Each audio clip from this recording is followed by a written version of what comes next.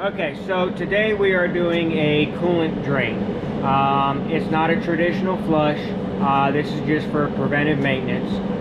So what we're going to do is we're going to open the petcock on the lower part of the radiator, let it all drain out. We're going to close the radiator, fill it up with coolant, let it run, get it up to operating temperature, make sure it's good. This is just for preventive maintenance. There's no issues, there's no debris in there. This is strictly for preventive maintenance. So we'll go ahead and get this process started.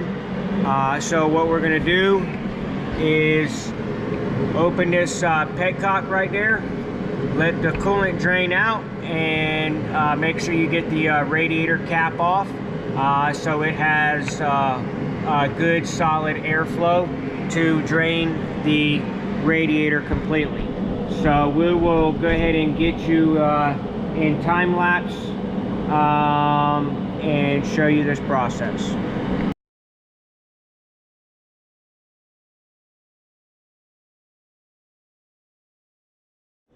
Okay, so you can see we opened up the petcock. It's draining down.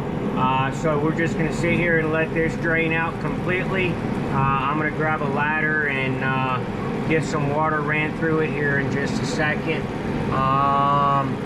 Because of the thermostat location, I'm going to try to add a little extra water to the upper part of the radiator hose, which I don't think I'm going to be able to do.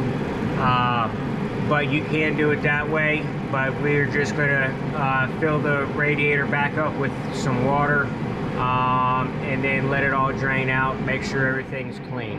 So we will get back in this in just a second when all the coolant drains down.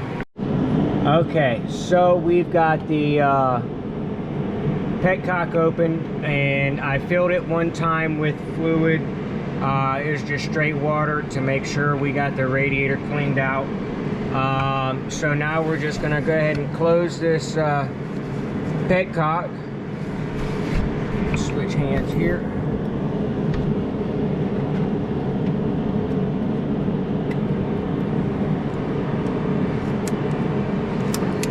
Okay, so now we're going to go ahead and drop it down and fill it with 50-50 mix of universal coolant, and that is the process of draining the radiator and doing a minor flush.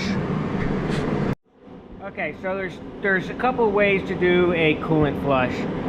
One is to buy chemical, follow the directions, and that's one process.